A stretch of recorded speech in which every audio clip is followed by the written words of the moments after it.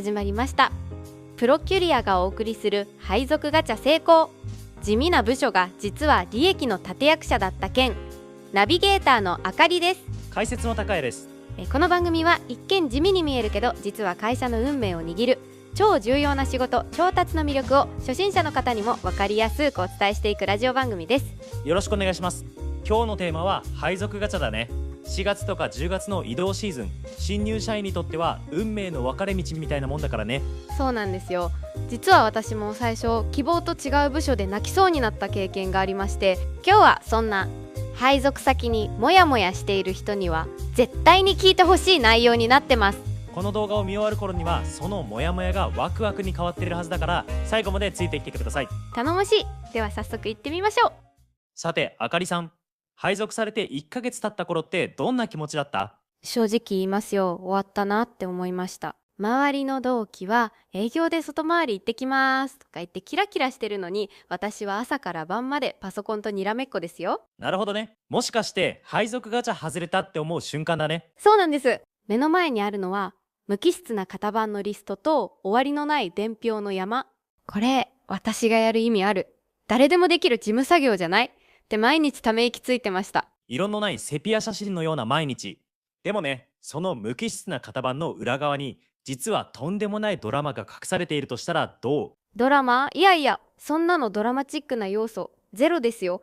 ただの数字とアルファベットの羅列じゃないですか。まだそう見えるか。多くの人がそこで勘違いしたまま辞めちゃうんだよね。でもその単なる事務作業だと思っている仕事が実は会社の心臓部だったとしたら、今日はその秘密を解き明かしていくよ。営業の同期がキラキラ見えて辛い。これまさに私のことすぎて心が痛いです。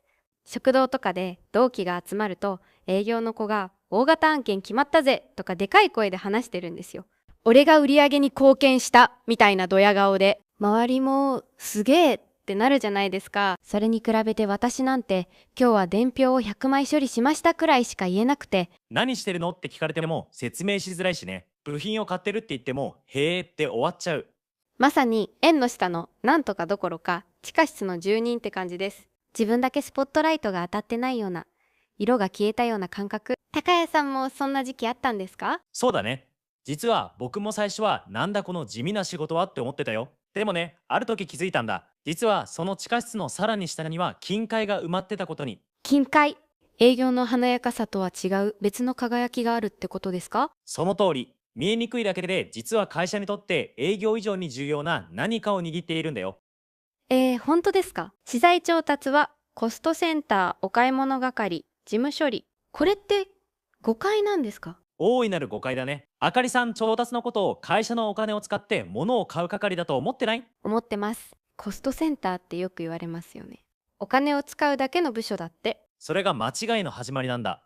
誰がやっても同じお買い物係だと思ってるうちは、この仕事の面白さは1ミリもわからない。厳しいこと言いますね。でも実際やることは見積も依頼して発注して納期確認して納品処理って事務作業メインじゃないですか。作業としてはそう見えるかもしれない。でもその本質は経営のハンドルを握ることなんだよ。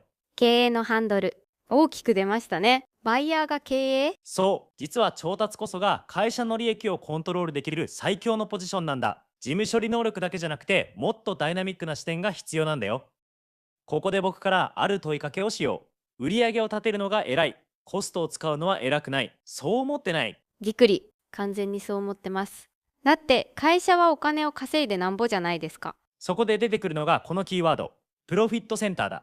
プロフィットって利益ですよね。調達はお金を使う部署なのに、利益を生むセンターになれるんですか？なれる。というより、ならなきゃいけない。単にコストを削るだけじゃないんだ。品質、納期、安定供給、そして未来の技術協力。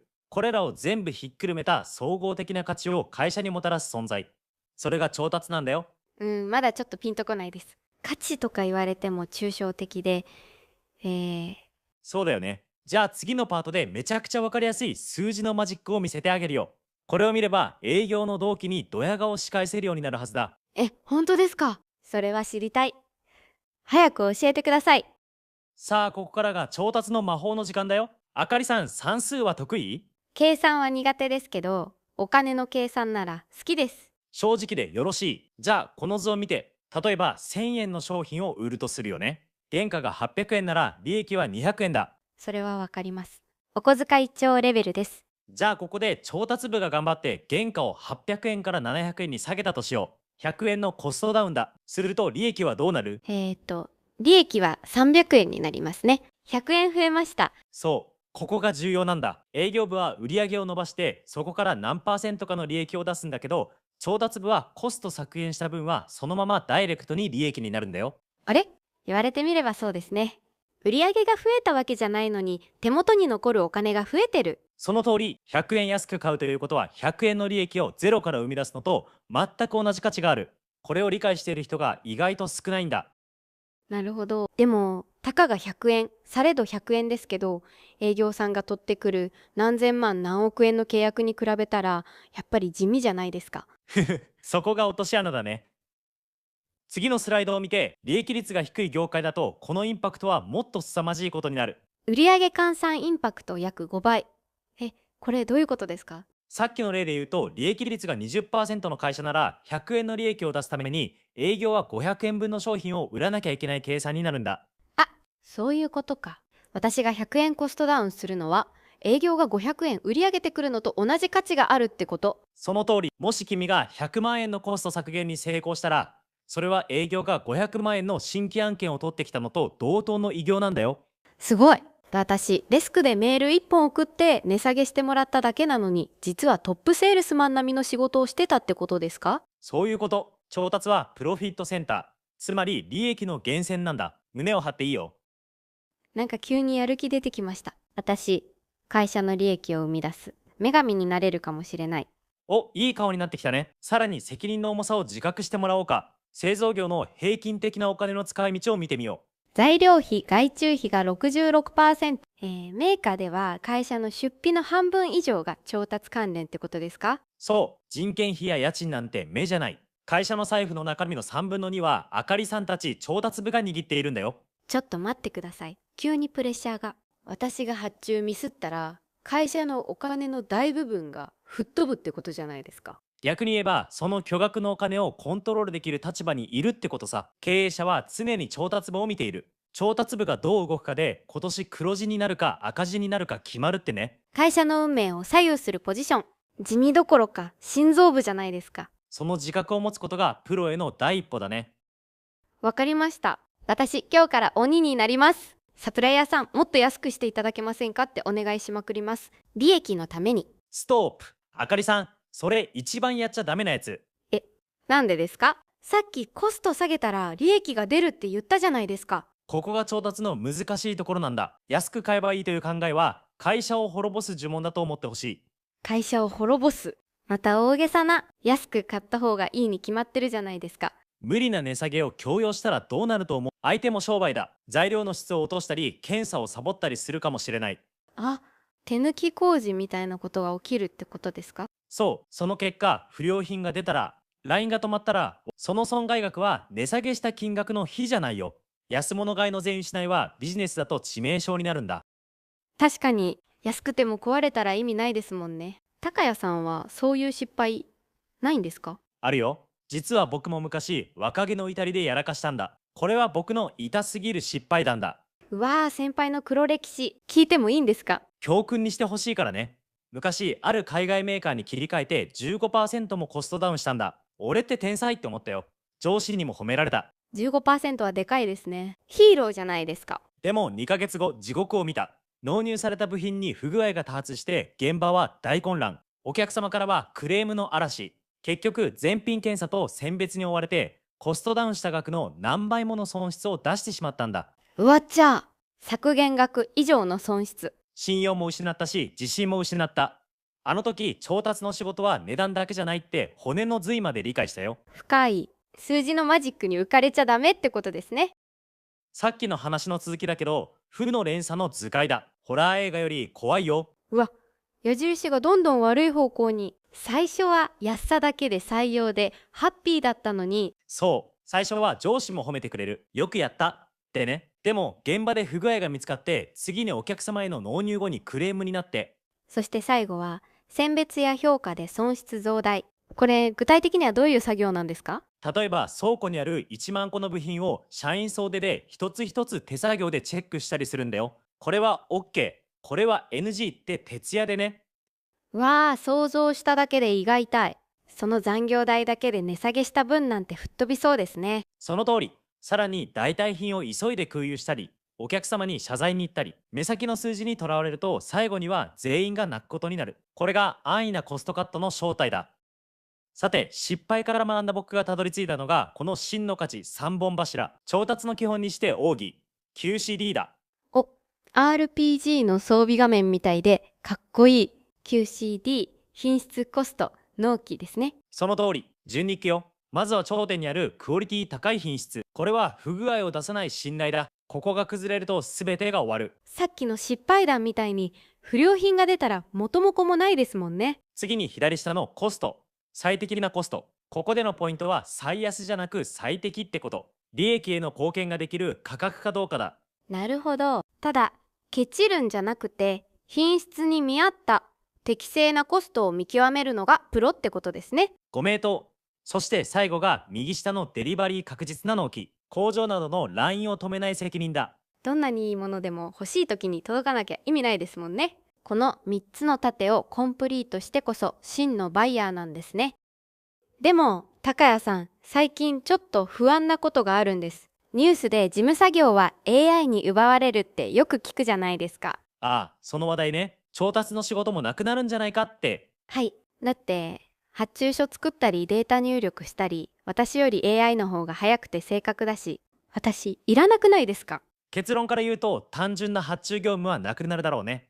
でも調達部自体はなくならない。むしろもっと重要になるよ。どういうことですか？さっき言った信頼関係とかトラブル時の泥臭い交渉、そして判断してその責任を取るなんてことは AI にはまだ難しい。確かに。ちょっと今回だけ納期なんとかしてって AI に頼んでも計算できませんって言われそう。そうそう、AI は優秀なアシスタントになってくれる。事務作業を AI に任せて、人間はよりクリエイティブで戦略的な仕事に集中できるようになるんだ。だから未来は明るいよ。さらにこれからの調達は企業の顔になる。あかりさん、 ESG って言葉知ってる？ニュースで聞いたことあります。環境とか社会とか意識高い系の言葉ですよね。まあそうだね。でもこれ調達に直結してるんだ。例えばうちの会社がすごく安く部品を買っていたとして、そのサプライヤーが裏で自動労働をさせていたり、川に毒物を垂れ流してたらどう思う？最悪です。そんな会社の商品買いたくないし、うちの会社のイメージもガタ落ちですよ。そうなんだ。私たちが誰から買うか、その選択が会社のブランド価値や株価まで左右する時代なんだよ。クリーンな供給網を作るのも調達の大事なミッションなんだ。責任重大すぎません？私が変な会社を選んだら、会社が炎上しちゃうかもしれないってことですね。逆に言えば、あかりさんの選択が世界を少し良くすることにもつながってるってことさ。なんだか今日で調達の見方が180度変わりました。最初はただのパシリだと思ってたのに。調達部に配属されたら、まずは事務処理を経験するかな。伝票をミスなく流すのも大事な仕事だ。でも、そこがゴールじゃないんですね。そう。そこから価格交渉を覚え、品質や納期を含めた価値創出ができるようになり、最終的には経営者の横で戦略を語る経営の相棒を目指してほしい。経営の相棒。